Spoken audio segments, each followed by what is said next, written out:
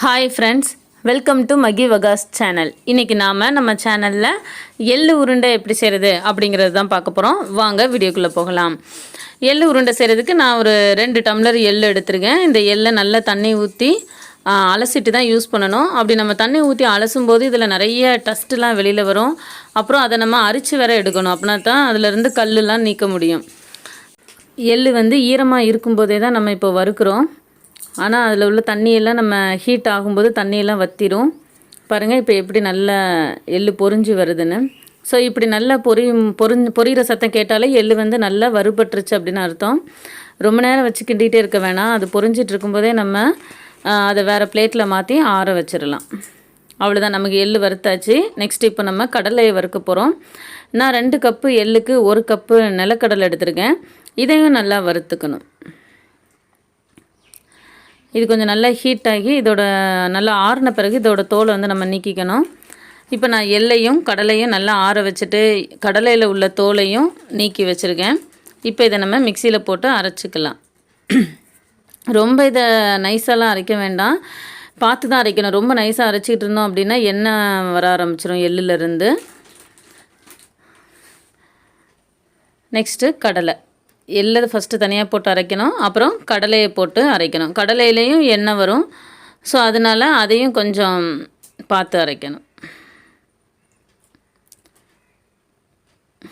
அவ்வளோதான். இப்போது 2 டம்ளர் எள்ளு 1 டம்ளர் கடலைக்கு நான் 1.25 டம்ளர் வெல்லம் போட போகிறேன். இது அச்சு வெல்லம். அதை நான் துருவி எடுத்தேன். அந்த கேரட் செய்வாங்கள்ல, ஸோ அதை வச்சு திருவினாலும் திருவலாம். இல்லைன்னா ஒரு இதில் போட்டு தட்டிட்டு அப்புறம் அதை மிக்சியில் ஓட்டியும் எடுக்கலாம். இது நான் மிக்சியில் ஓட்டினது. நான் 2ஆவதாக போட்ட வெல்லம் மிக்சியில் போட்டு அரைச்சதுனால அது நல்ல மஞ்சள் கலரில் இருக்குது. திருவினது லைட் எல்லோவாக இருக்குது. அவ்வளோதான். இப்போ இது எல்லாத்தையும் நம்ம நல்லா மிக்ஸ் பண்ணிக்கணும். இது எல்லாமுமே ரொம்பவே நல்லது, சத்தானது. எள்ளு, நிலக்கடலை, மண்டை வெல்லம், இது எல்லாமே நம்ம உடம்புக்கு ரொம்பவே நல்லது. எள்ளு இந்த சிக்கன் மட்டன் சாப்பிடாதவங்கெல்லாம் இந்த எள்ளு சாப்பிட்டா அவ்வளோ நல்லதான். அதில் உள்ள சத்துக்கள் இந்த எள்ளில் இருக்குது அப்படின்னு சொல்லுவாங்க. கடலையும் நம்ம உடம்புக்கு ரொம்பவே நல்லது. இப்போ இதெல்லாம் அப்படி நல்லா மிக்ஸ் பண்ணி விட்டாச்சு. டெய்லி ஒரு எள்ளு உருண்டை சாப்பிட்டா நம்ம உடம்புக்கு அவ்வளோ நல்லதான்.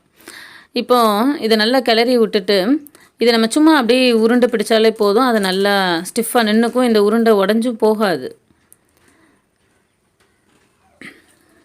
நம்ம தேவைன்னா இதுக்கு எண்ணெய் வச்சுக்கிடலாம். நான் இப்போ நெய் வச்சேன். நெய் வச்சு ஒரு உருண்டை பிடிக்கிறேன். நம்ம வேணும்னா நெய் தொட்டு உருண்டை பிடிச்சிக்கலாம், இல்லைன்னா சும்மா கூட எண்ணெய் உருண்டை பிடிச்சிக்கிடலாம். ஏன்னா இது எல்லாத்துலேயும் எண்ணெய் தன்மை இருக்குது இல்லையா? ஸோ அதனால் அது நல்லாவே அப்படியே உருண்டையாக இருக்கும். நம்ம பிட்டு சாப்பிட்டுக்கிடலாம். இந்த வீடியோ உங்களுக்கு பிடிச்சிருந்தது அப்படின்னா லைக் பண்ணுங்கள், ஷேர் பண்ணுங்கள், கமெண்ட் பண்ணுங்கள். மறக்காமல் மகிவகாஸ் சேனலை சப்ஸ்கிரைப் பண்ணுங்கள். Thank you to watch.